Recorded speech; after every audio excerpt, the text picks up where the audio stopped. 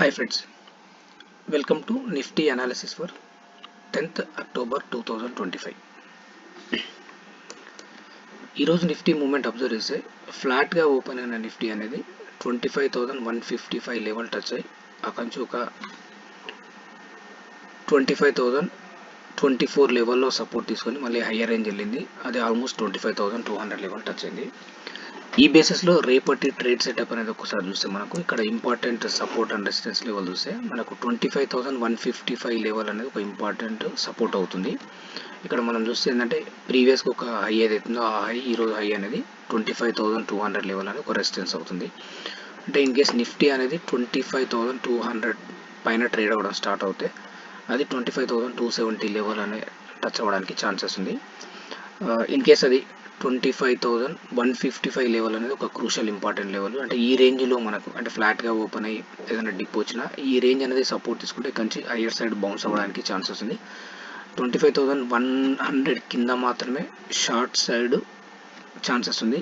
అది 25,000 level touch అవ్వడానికి chance ఉంది ఇన్ కేస్ 25,100 కింద ట్రేడ్ అవ్వడం స్టార్ట్ అవుతాయి. అంటిల్ అన్లెస్ నా వ్యూ అయితే 25,100 అనేది ఒక స్ట్రాంగ్ సపోర్ట్ అవుతుంది. ఇక్కడి నుంచి ఒక హైయర్ రేంజ్ వెళ్ళడానికి ఛాన్స్ ఉంది. అది వచ్చేసి 25,270 లెవెల్ టచ్ అవ్వడానికి ఛాన్స్ ఉంది.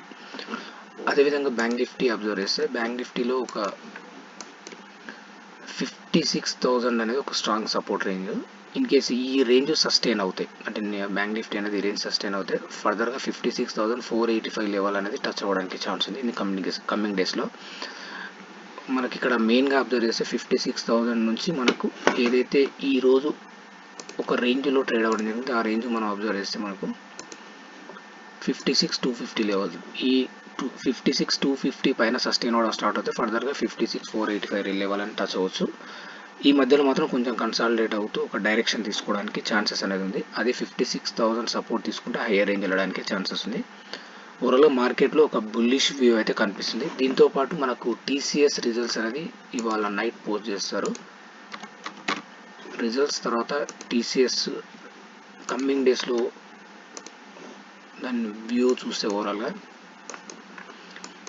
ఒక బాటమ్ లెవెల్ నుంచి 2890 నుంచి మార్కెట్లో టీసీఎస్ అనేది రికవర్ అవ్వడం చూడడం జరుగుతుంది.